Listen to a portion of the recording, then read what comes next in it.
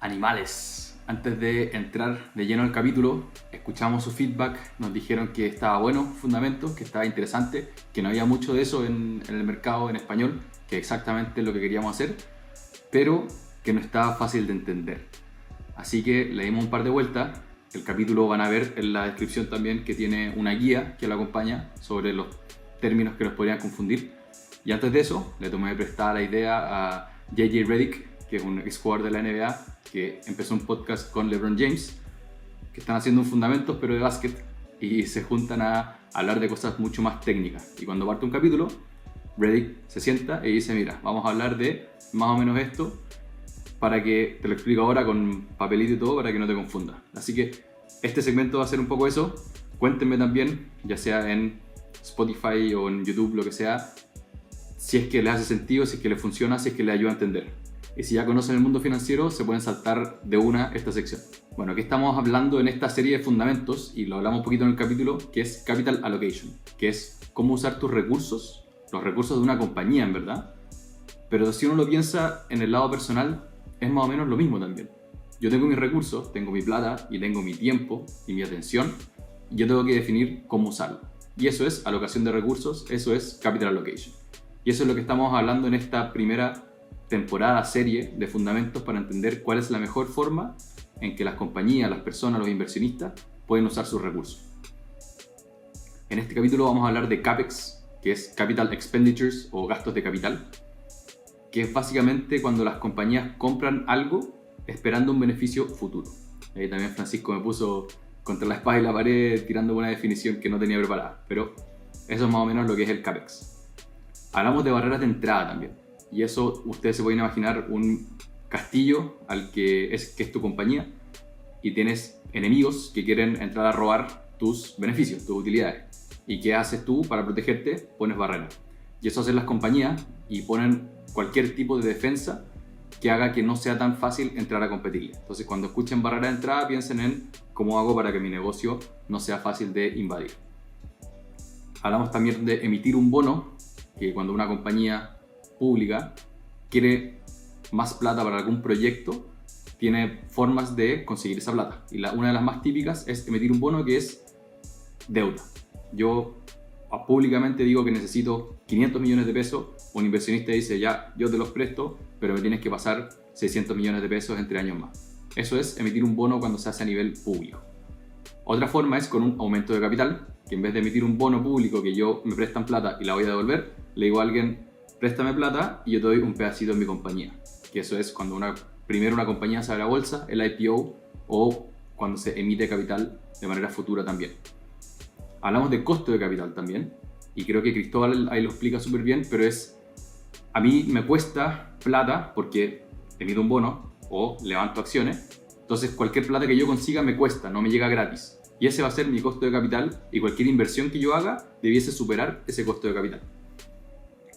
Costo marginal, que puede que mis costos en general sean súper bajos, de la oficina, si tengo un negocio de data center, los data center que tengo, pero poner el siguiente puede que me sea muy caro. Y ese es el costo marginal, el costo que está en el borde, el que si yo quiero crecer un poquito más, eso es lo que me va a costar. Y mis inversiones tienen que superar ese costo marginal, o si no, me quedo como estoy. Hablamos de múltiplos también, y creo que se lo hemos usado en todos los capítulos, como múltiplos para acá, múltiplos para allá. Múltiplos para allá. Es que cuando uno ve a las compañías no puede mirar solamente el precio, porque cada compañía tiene una unidad de medida distinta. Entonces lo que se hace es ver el precio o el valor de la compañía, el market cap, dividido por algo. Eso va a ser un múltiplo, que me está mezclando dos números. Y pueden ser múltiplos de eficiencia, múltiplos de deuda, múltiplos de, como les dije, precio.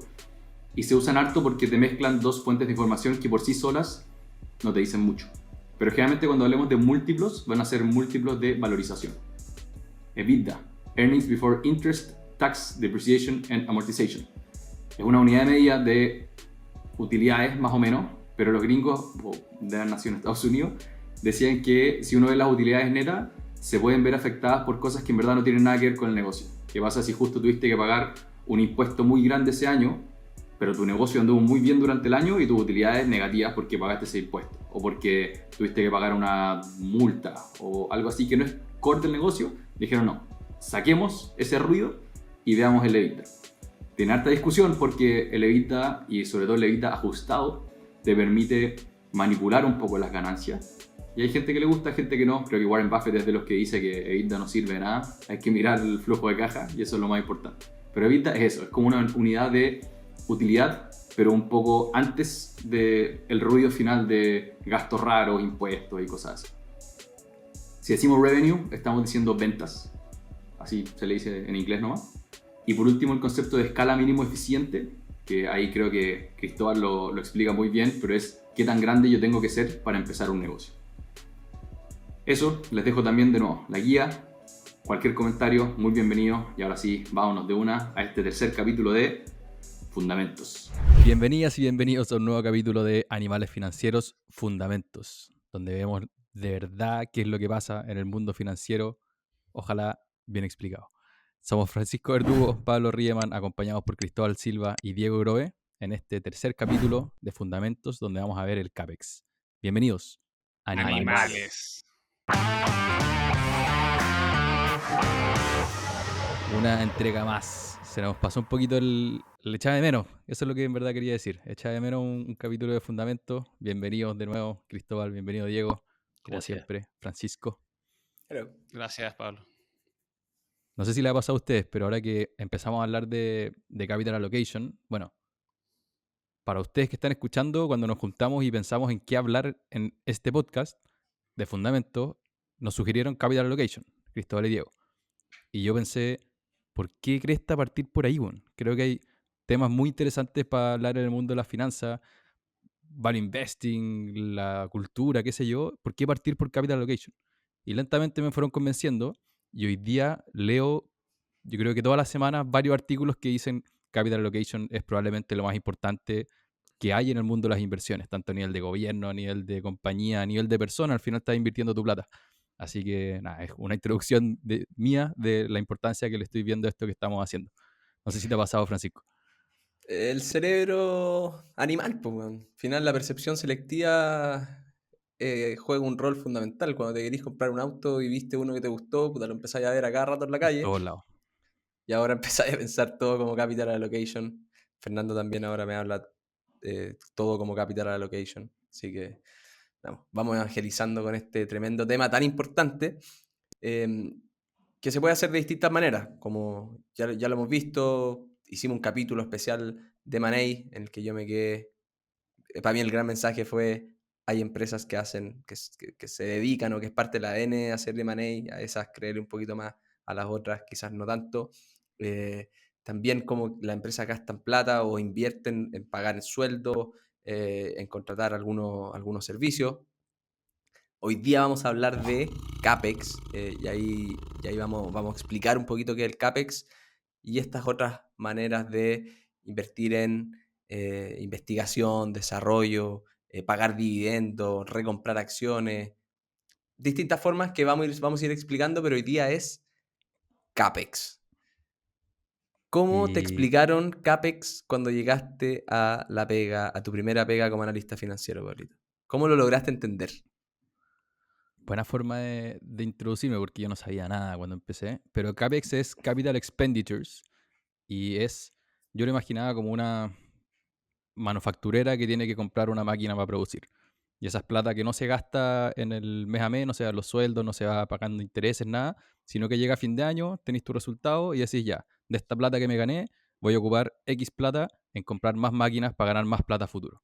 Entonces, como es algo que tú compraste para que te dé beneficios por varios años a futuro, no podéis decir que ese gasto correspondió todo a un año. Entonces vais separando como ese gasto en lo que después se denomina la depreciación y amortización. Pero así lo entendí, como esas desembolsadas de plata que te van a durar muchos años. No sé Bueno, cómo lo veis tú. sí, y también ahí como que se abre un poquito en cuánto necesito como para mantener mi infraestructura, para mantener el negocio funcionando, o si voy a hacer un CAPEX porque voy a expandirme y quiero partir proyectos nuevos y para eso necesito infraestructura nueva. Y eso termina muchas veces determinando, bueno, tengo la plata para hacerlo, no tengo la plata para hacerlo, emito un bono, me endeudo, salgo a hacer un aumento de capital. Yo creo que de todo eso vamos a hablar porque termina determinando muchas veces el rumbo de las empresas y de la industria. Y creo que una buena manera de ir pensándolo es, uno no puede proyectar la demanda. Uno puede tener una buena idea, puede desarrollar un negocio, pero tú realmente no sabes cuánto te van a comprar. Pero lo que sí tú puedes determinar es cuánto tú vas a ofertar y cómo vas a armar tus procesos, tu negocio, para decir quiero vender una polera, quiero vender 10 poleras o como sea. Y eso lo vamos a bajar con ejemplos que Cristóbal está ahí a punto de Sí, gracias, explotar el Francisco. micrófono para Lo contar. que acabáis de decir, Francisco, es básicamente la conclusión de un libro que es muy bueno, que se llama Capital Returns, que fue escrito por gente de Marathon Asset Management. Ahí Diego lo está mostrando. Y es una colección de distintos reportes, análisis de este boutique o este shop de inversiones em, a lo largo de su vida. Ha tenido muy buenos retornos, entonces la verdad que es un must read para cualquier inversionista. Y el concepto es súper simple pero bien poderoso. O sea, la verdad que parte, imaginémonos una industria que tiene, imaginemos, ahí, empieza un aumento en la demanda, ese aumento en la demanda expande los márgenes y los retornos sobre el capital invertido de esa industria.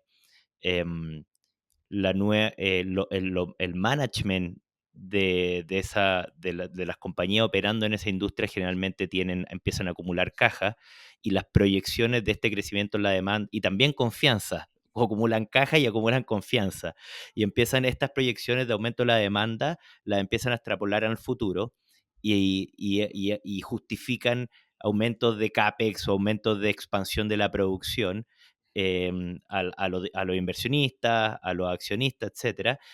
Y eso generalmente, esos aumentos de la producción y expansión de producción tienen un lag, un rezago en materializarse y en entrar al mercado. Y cuando este gerente general está haciendo este aumento de la producción, lo que tiende a pasar es que todos los gerentes generales en la misma industria están haciendo exactamente lo mismo al mismo tiempo. ¿Y qué pasa? Cuando entra la capacidad, entra esta nueva ola de producción, generalmente entra todo al mismo tiempo, el mercado se llena de ofertas, los precios bajan, los retornos sobre el capital invertido quedan más bajos que el costo de capital, empresas empiezan a quebrar o a cerrar o a vender activos y naturalmente después el ciclo se normaliza o volvemos al inicio donde quedan operando algunos pocos. Entonces, ese es el gran concepto que es súper simple pero poderoso y lo hemos visto que se repite una y otra vez en distintas industrias. Y entonces, lo que concluye el libro es lo que tú dijiste, Francisco. Enfoquémonos en la oferta y no en la demanda, porque la demanda es muy difícil de estimar, mientras que en la oferta uno puede ver los comportamientos de la industria y cómo eso eventualmente va a afectar al retorno sobre el capital invertido de esa particular industria. Está muy bueno lo que estáis contando y vamos a seguir en eso, pero quiero que expliquéis algo. Hablaste de retorno y hablaste de costo de capital.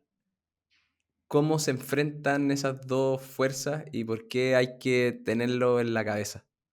Exactamente. Al final lo que uno busca como inversionista es que al invertir en un activo, en una compañía, es que el retorno de ese dinero que tú estás invirtiendo sea mayor a algún piso. Algún piso. Y muchas veces ese piso puede ser tu costo de oportunidad, puede ser otra inversión que puedes hacer. Oye, yo estoy comparando dos inversiones. O también puede ser la tasa libre de riesgo. Y al final ese piso que estamos haciendo, que nos permite comparar una inversión con otra, es lo que le llamamos el costo de capital. Hay industrias tienden a converger, industrias con poca barrera de la entrada, tienden a converger a que el retorno de la industria se mueve de forma parecida o oscila cercano al costo de capital. Eso es principalmente, Francisco. Sí, hay como complemento muchas veces, y no lo tomen como algo, como un hecho, pero muchas veces como costo capital podría usarse un número tan simple como decir 10%, Y también, obviamente, hay fórmulas académicas que están calculadas en base a cuál es el costo de financiamiento que tengo, que eso está en base a la tasa libre de riesgo, que en este caso puede ser los bonos las tasas de los bonos del tesoro, más un premio que le exijo a tomar riesgo de invertir mi patrimonio, en el fondo. A lo Buffett. Perfecto. A los Buffett yo igual pensé lo mismo, el 10% buffettiano y quizá 15% para private equity y cosas un poco más riesgosas. Pero volviendo a esto, me acordé de cuando mencionáis, Cristóbal, del ciclo. Cuando estábamos viendo el Silicon Fund, se hablaba de que era una industria cíclica, la de semiconductores. Porque si pensáis, hacer chips es una fábrica gigante, una fábrica a la que te demoráis años en sacarla. Y pasó exactamente eso, como años que crecía la demanda, hacían harta fábrica, después caía la demanda, quebraban las compañías, se consolidaba. Se consolidaba al punto que hoy día eran 14 compañías, 16 compañías que son las que están en el fondo. Y me imagino como esa industria. Pero no sé si se cumple esto de los ciclos en todas las industrias. Hay industrias en que es más prevaleciente, otras en las que en verdad no hay ciclo. ¿Cómo se ve en distintas partes del mundo? Esa es una de las tareas más importantes de nosotros como analistas de inversiones, ir entendiendo las ventajas competitivas y las barreras a la entrada, los costos de cambio, que permitan que no se genere este círculo que habla Marathon. En la realidad aplica a casi todas las industrias. O sea, por ejemplo, y generalmente uno lo ve súper claro cuando hay un aumento de la demanda. Pongámonos China. China consumió mucho acero en todos sus planes de infraestructura cuando empezó a crecer a tasa de doble dígito. El acero, un input fundamental para acero es el mineral de hierro. En el año 2000 habían 4 operadores, que es Vale, Rio Tinto, BHP y FMG, que controlaban cerca del 60% de la oferta de mineral de hierro, que empieza a crecer la demanda impulsada por China, y lo que terminó es que el mercado se desordenó un montón. Entraron muchos actores pequeños, inundaron el mercado, y los precios terminaron bajo el costo de capital. Y no solo entraron muchos actores nuevos, sino los mismos Vale, BHP, Río y FMG, también con este auspicioso crecimiento de la demanda que proyectaban que se iba a mantener por mucho tiempo, empezaron a crecer capacidad como loco, hasta que en un minuto, la verdad que todas terminaron con los balances bastante endeudados. Si uno le saca la foto a estas compañías del 2012, 2013, realmente tenían mucha deuda. Y es súper interesante y les recomiendo ver las presentaciones de los días de inversionistas de estas compañías que son listadas en la bolsa, tipo 2015, 2016, empiezan a hablar de capital allocation, empiezan a ser disciplinados en la oferta, y uno ve que la producción de Vale y de lo otro empieza a mantenerse constante, y también empiezan a adquirir algunos de estos players que quedaron operando bajo el costo marginal, y la oferta se terminó concentrando incluso más. Hoy día ellos controlan, estos 4 compañías controlan cerca del 80% de la oferta. Oye, Cristóbal, y a lo mejor comenta, no sé si puedes comentar, hay industrias que al final son bastante más cíclicas que otras. Algunas son más predecibles, tienen demanda un poquito más predecible, como comentó Francisco. No sé si puedes dar ejemplos de cuáles industrias son más cíclicas, cuáles son menos cíclicas, entendiéndose que al final todas tienen algún grado de ciclicalidad. Oye, Sí. antes de dar el paso a Cristóbal, mientras hablabais me acordé de una industria quizás cíclica, pero que estamos viendo todos los deportistas / padeleros, que son las canchas de pádel, que una ola de canchas impresionante que yo creo que viene porque están proyectando mucha demanda y porque cualquier persona puede llegar, o no cualquier persona, pero las barreras de entrada son más o menos bajas para yo ponerme con una cancha de pádel. ¿Puede ser ese como un indicio de algo que es más cíclico? Aquí hay mucha psicología humana, existe el sesgo en inglés se dice recency bias, que es como el sesgo de actualidad, que siempre creemos que lo último que pasó, nos anclamos a eso y tendemos a proyectar que esto va a pasar para siempre. Es como cuando fue COVID, todos creíamos que las conductas de COVID iban a durar para siempre, ahora todos creemos que vamos a ser fanáticos del pádel, no lo sé. Sí, la verdad que lo que tú decís, Diego, es súper importante en lo que es la industria intensiva en CAPEX.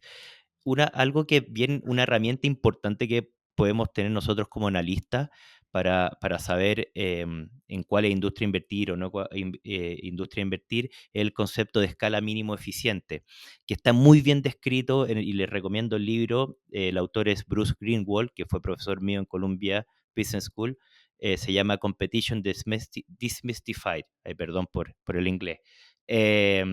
Y básicamente habla de que hay algunas industrias que necesitas mucho capital o mucha inversión para llegar a los niveles de costo que te permitan ser competitivo. Esa industria tienden a tener barrera a la entrada mayor. El ejemplo que estaba dando recién de la industria mineral de hierro incluso tiene ese concepto. De hecho, por eso hoy día el 80% es controlado por 4 compañías. Se necesita, para la industria minera de hierro, se necesita mover mucha tierra, mucho material para sacar hierro.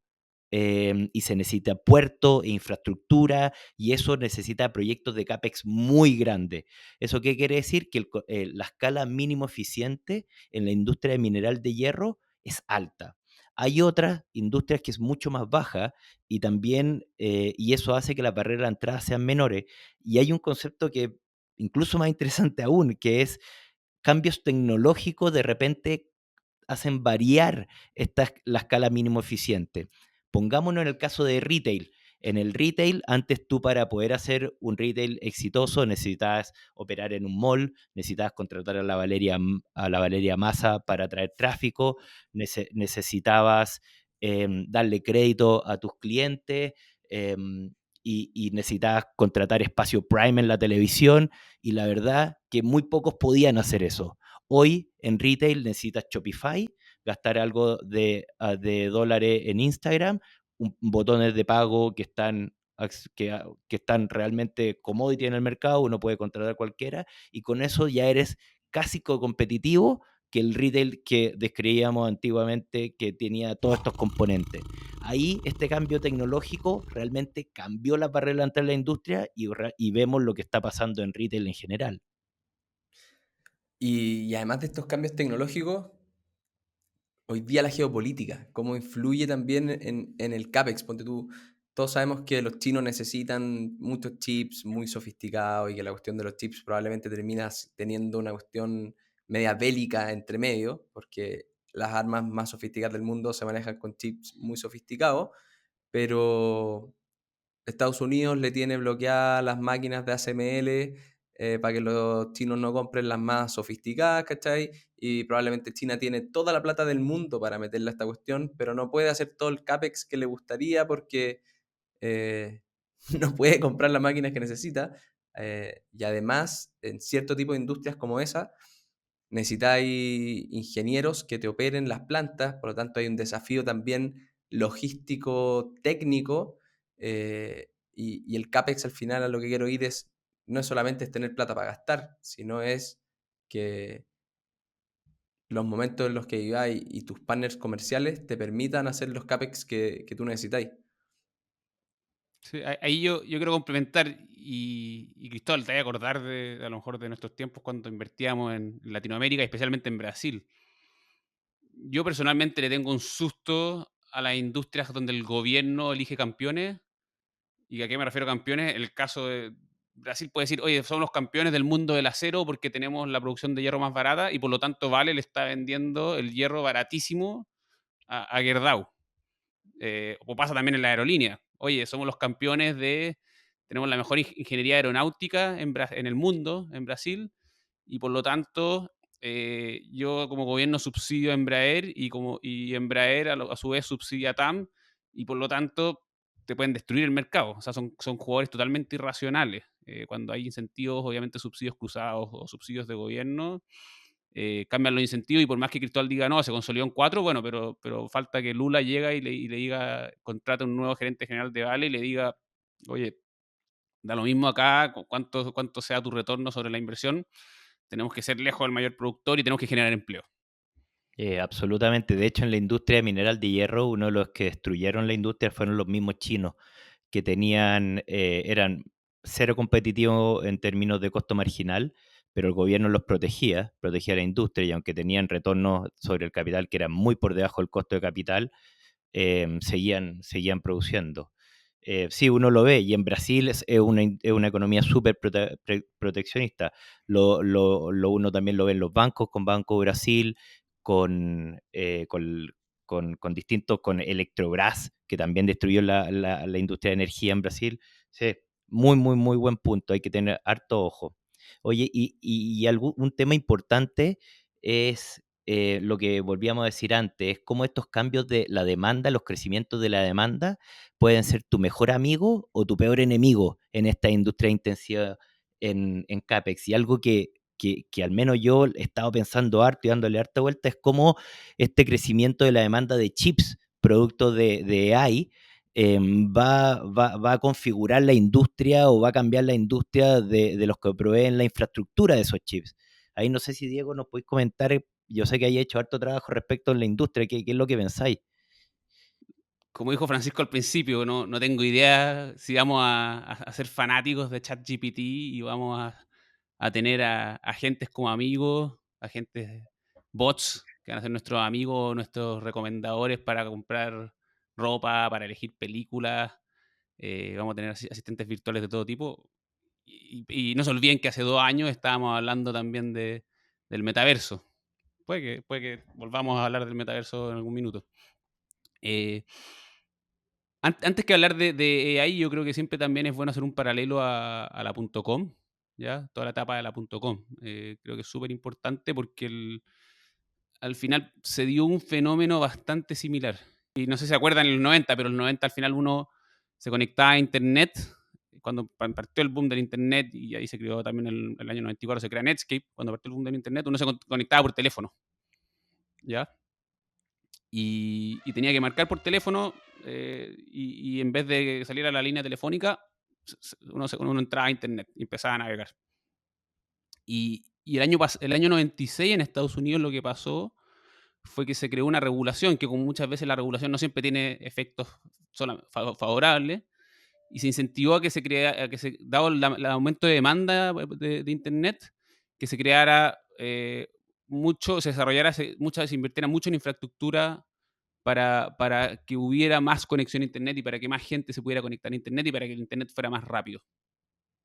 Y con eso, si en ese minuto habían 2, 3 grandes jugadores en todo Estados Unidos, empresas de telecom, aparecieron varias empresas de telecom y empezaron a invertir en infraestructura, empezaron a invertir en cableado de fibra óptica y empezaron a pasar fibra óptica por todo Estados Unidos, ¿ya? Y esa fibra óptica llegaba a las casas.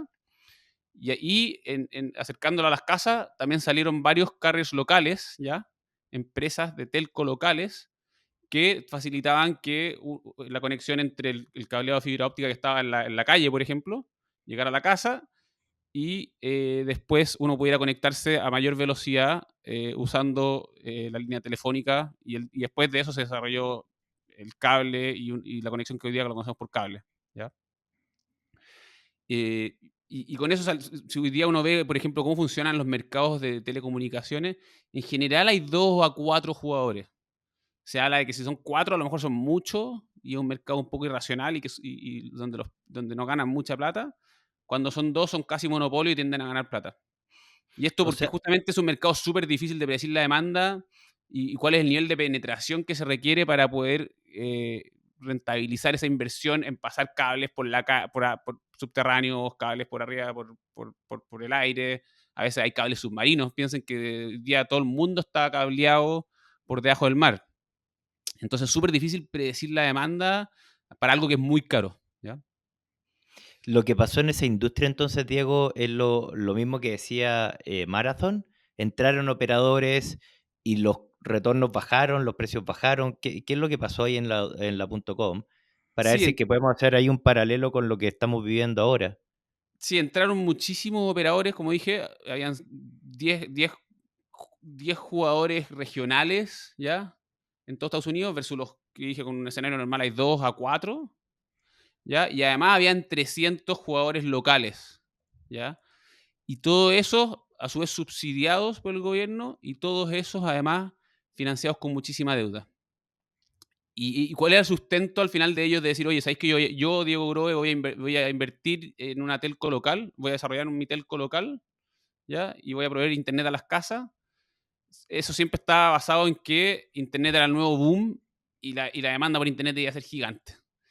Y así surgieron millones de negocios.com, ahí obviamente nació eBay, nació Amazon, y lo que pasó en un momento fue que había un boom de inversión en capital de riesgo, bastante irracional, y en un minuto el capital de riesgo, o sea, el mercado, la economía se puso mala y el capital de riesgo se acabó, las .com empezaron a morir, la gente también empezó a pagar menos por internet porque era caro a lo mejor para ese minuto y era lento, no era tan bueno como lo conocemos hoy, y por lo tanto, al final todas estas .com quebraron y terminaron quebrando también todas estas empresas de telecom ya que habían desarrollado infraestructura. Y quebraron más de 200 empresas y de los carriers grandes quebraron cerca de 8 o 9 empresas grandes.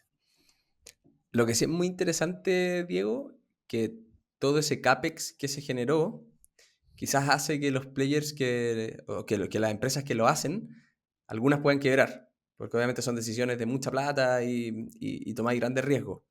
Pero cómo eso setió la infraestructura para que se armaran modelos de negocio gracias a que el Internet se hizo masivo en el mundo. Entonces, como que uno puede ver el CAPEX también como de manera directa en cómo le afecta a estas empresas que están tomando las decisiones de poner la plata, pero también cómo te pueden estar transformando las industrias para que otras compañías puedan hacer disrupciones o aprovechar lo que se está haciendo. El otro día escuchaba a Bezos y decía, a mí alguien me hizo la infraestructura para yo hacer mi negocio en Amazon. Yo no hice nada de esa infraestructura, yo aproveché lo que estaba.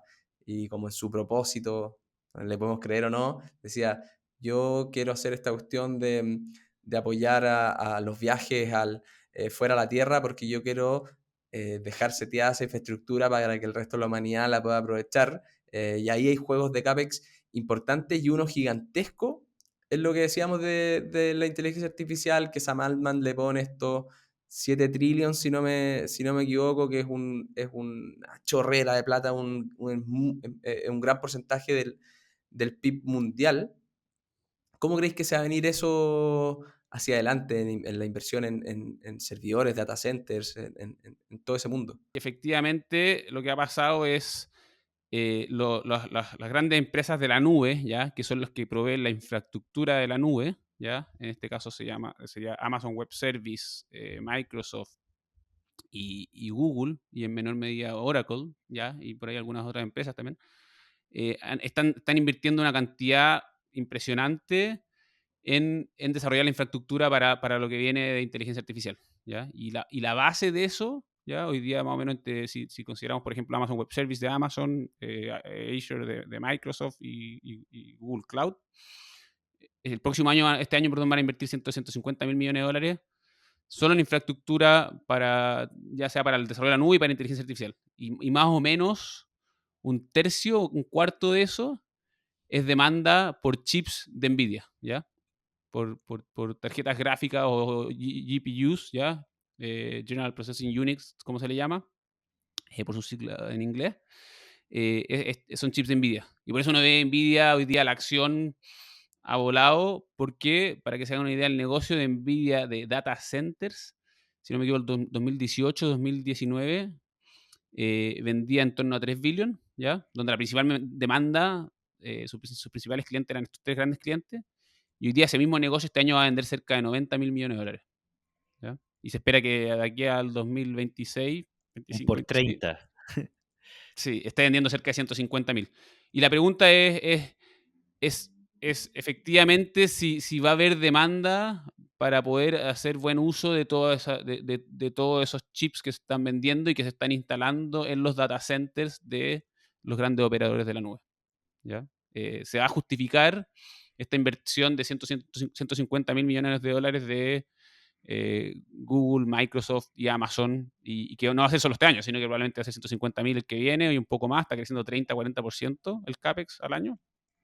Y probablemente va a ser un 30-40% mayor también en el año 2026. ¿ya? ¿Se la juegan, Cristóbal, Pablito, con qué creen ustedes o no? A mí lo que me pasa con esta industria intensiva de CAPEX es que también hay mucho de teoría de juego y amenazas. Oye, voy a hacer un plan de CAPEX brutal y hablan de números gigantescos para que otros no se metan. En muchas industrias de intensidad en CAPEX pasa eso y después los proyectos no se materializan, como lo dijo el management en algún minuto. Entonces me hago la pregunta si es que acá pasa lo mismo también, de que de repente quizás son planes demasiado agresivos con el fin de realmente de disuadir un potencial competidor en la industria. Es un temazo hablar de estos grandes players, porque si uno piensa en ciclo, puede que sea un gran super ciclo. Y respondiendo un poco a tu pregunta, Francisco, si me tiraba a la piscina con algo, es difícil ver Nvidia, que se transformó en la quinta, sexta, séptima compañía más grande del mundo de un año para otro, después de obviamente hartos años de inversión, cuando uno piensa lineal. Pero me acordé de un artículo de Tim Urban que hablaba de la inteligencia artificial del 2015-2016, y él decía que nosotros todo el rato vemos para atrás como una cuestión lineal, pero no podemos ver para adelante, y si es que este es un crecimiento exponencial, la cuestión es vertical. Entonces, si pensamos que la inteligencia artificial crece exponencial y estamos entrando en esa parte de la curva que es más pronunciada, puta, puede que en verdad no nos podamos imaginar la plata que esto puede generar, el valor que puede extraer, el revenue que le puede generar a la compañía. Y de ahí si uno se va como a la semana a semana, ahora me estaba metiendo cada vez más como a qué está pasando en AI y qué voy a hacer. Y ahí les voy a compartir un video, pero ¿qué pasó o qué productos salieron de inteligencia artificial la semana pasada? De un compadre, un youtubero. Y habían cuestiones filete y que fue simplemente noticia de la semana que no aparecieron en ningún lado. Entonces, por un lado tengo ese optimismo de esta cuestión puede crecer mucho más rápido de lo que yo pienso. Y por otro lado, como es un ciclo, puta, puede que en verdad estemos pensando que esta cuestión va a crecer mucho más de lo que en verdad va a crecer, que en algún momento no va a haber demanda, la gente no va a pagar por estas cuestiones, no hay plata para pagar para este tipo de servicios. Va a haber AI en todas las compañías. Adobe ahora le mete AI a su Photoshop como un chatbot, pero no va a tener que pagar nada más. Entonces, no hay más plata. No sé, estoy muy conflictuado, voy a seguir siendo una amarilla por vida, no te sabría responder. Pero No, quizás una buena puerta para empezar a hablar un poco de las conclusiones, las sí. reglas del juego del capítulo. Sí, Claro, Pablo, ahí la moraleja es fijarse en la capacidad, en la oferta y no en la demanda. bueno, Volviendo al concepto de maratón. apliquémoslo, pues, entonces. Hablamos desde un principio, capacidad de predecir demanda y mirar la oferta. ¿Qué pasa en AI? A diferencia de la .com, hay un gran jugador que hace estas máquinas que hacen la litografía, ya que se llama ASML, que está en Holanda, que son las máquinas que son necesarias para poder hacer estos chips de mínimo tamaño, súper eficientes, en Taiwán, donde hay una empresa que se llama TSMC, que desarrolla el 95% de los chips de 3 nanomilímetros. ¿Ya? Estados Unidos hoy día está pagando la TSMC para que se vayan a Arizona a armar una planta, y lo único que uno escucha es que es tal en la capacidad ingenieril y como todos los procesos están armados en Taiwán, que es muy difícil replicar eso en Estados Unidos. Por ahí puede que Japón parece que sí tiene más capacidades para que TSMC pueda desarrollar capacidades para poder desarrollar estos chips en Japón. Y después, si nos vamos al que tiene el chip final, existe una empresa que se llama Nvidia, que hoy día tiene el 90%, desarrolla el 90% del diseño y todo el software en torno para poder usar estos GPU, estas tarjetas gráficas, para poder correr grandes modelos de inteligencia artificial, ¿ya? Como los modelos de OpenAI. ¿Ya? ¿Cuánto se necesita invertir en nuevos data centers, en tarjetas gráficas, etcétera? Francisco mencionó 7 trillones, es un número que tiró Sam Altman. Puede ser muchísimo si la demanda va a ser muy alta. Y por lo menos lo que sí sabemos es que los grandes compradores son 3 jugadores que hoy día tienen mucha caja, no deuda como en la .com, y son jugadores racionales. Y lo otro es que tienen alguna mínima capacidad de predecir la demanda, porque en buena parte esa demanda son productos de ellos, ¿ya? Viene de productos de ellos. Y cuando hablamos de demanda, no sabemos efectivamente, como dijiste tú, Pablo, si va a haber demanda por estos servicios, si estos servicios al final los vamos a demandar a un precio determinado. El mejor ejemplo, hay algunos ya que están tratando de ponerle precio, el caso de Microsoft, por ejemplo. Hoy día tienen Microsoft Copilot, ¿ya? que hoy día el Microsoft completo para una empresa vale como $60. Con ciberseguridad, yo accedo a PowerPoint, a Excel, y si yo después le voy a agregar un asistente virtual que se llama Copilot para que me haga mis modelos en Excel, mis modelos financieros en Excel, o me haga mis presentaciones de PowerPoint, eso va a costar $30 más. La pregunta ahí, o que por ejemplo me resuma los emails, o me resuma las conversaciones de Teams, y creo que algo que podría ser muy útil para un analista, para un trabajador que trabaja en terreno, o incluso más para un CEO, que quiere que le resuman todas las minutas de todas las reuniones. La pregunta Diego, es si lo vamos a mandar o no. me agarro de lo que tú decís, y yo sí me voy a mojar el poto, no como Pablito, y va a ser un positivo. Yo creo que hay una pregunta de si esta cuestión es una revolución o solamente es evolución, lo que está pasando con la inteligencia artificial. Y siendo muy positivo, creo que sí va a ser una revolución, porque al final los humanos lo que queremos tratar de ser es ser felices. Y ser felices implica pasar tiempo con tus amigos, pasarlo bien, disfrutar y no estar todo el día trabajando al frente de una pantalla o con tu cuerpo haciendo cosas. Y yo creo que toda esta inteligencia artificial, toda la robotización que va a generar con inteligencia, con mayor productividad, va a hacer que todos podamos trabajar menos, que hagamos nuestra pega más eficiente y que podamos tener más tiempo libre.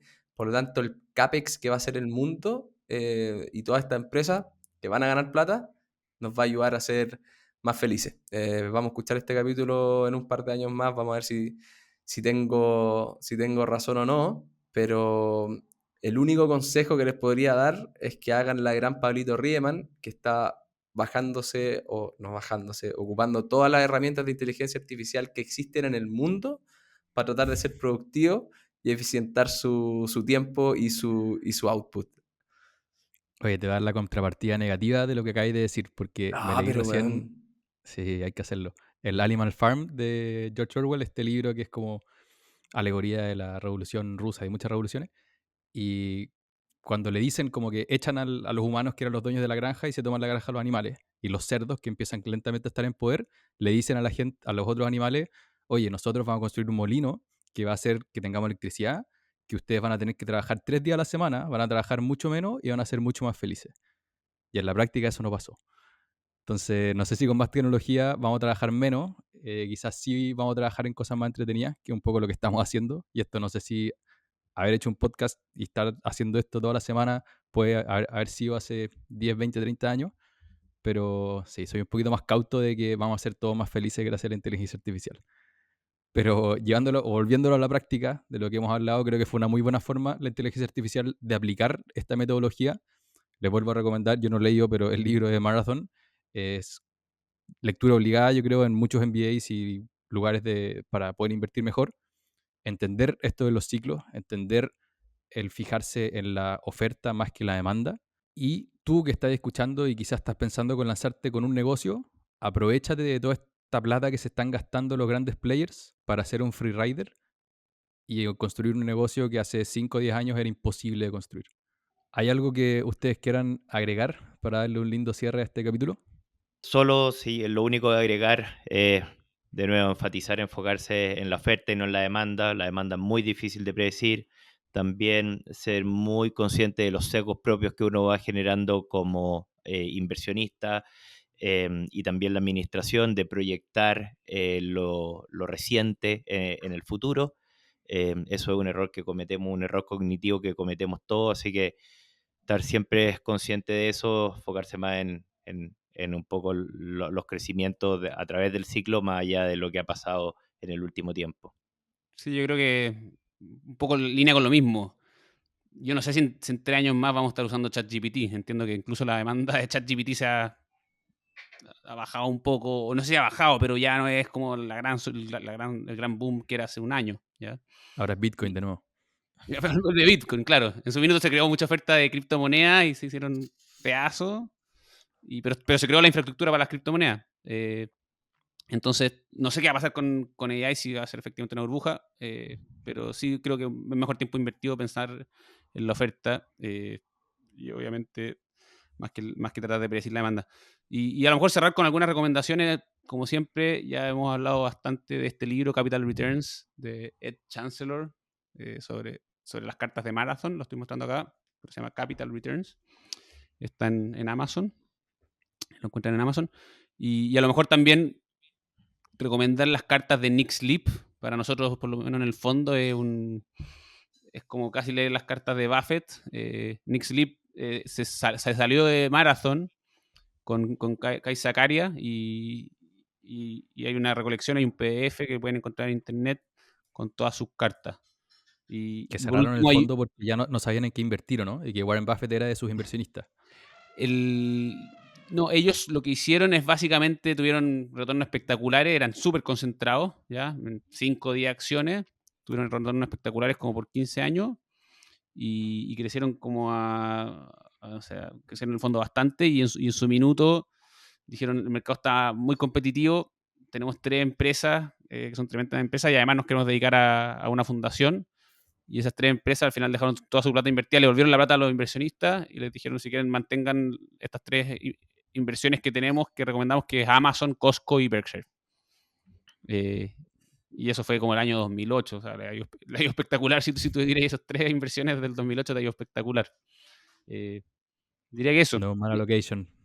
Y sí, como siempre, recomendar el podcast de Acquired, que habla de Capital Allocation, mucho de Nvidia, de AWS, de Amazon. Y hay un podcast también que tienen que si les interesa aprender más de las .com, que se llama The Internet History Podcast de Brian McCullough, que ahí también cuenta bastante de la historia de AOL y de todas estas empresas de telecomunicaciones que terminaron quebrando. Les dejamos todas las recomendaciones, como siempre, en las notas del capítulo. Vamos a innovar para en este. Vamos a dejar una A ver. guía que acompañe el capítulo porque es demasiado material. Buenísimo. Y nada, pues creo que con eso van a hacer un tremendo allocation de su tiempo, para que sigan aprendiendo, para que sigamos aprendiendo juntos y para que sigamos compartiendo estos tremendos capítulos de los fundamentos, de los cimientos, para invertir bien tu tiempo, tu plata y todo lo que se te ocurra. Así que esperamos que se haya entretenido, que nos sigamos escuchando la próxima semana. Sigo emocionado, nos seguimos acercando al capítulo 100, pero a velocidades inimaginadas. Y si les gusta lo que estamos haciendo, recuerden seguirnos, compartirlos. Hay capítulos para todos los gustos y colores. Muchas gracias, Cristóbal. Muchas gracias, Diego. Pablito, un placer como siempre. Nelson, que te queden bonitos los videos y nos vemos la próxima semana. ¡Animales!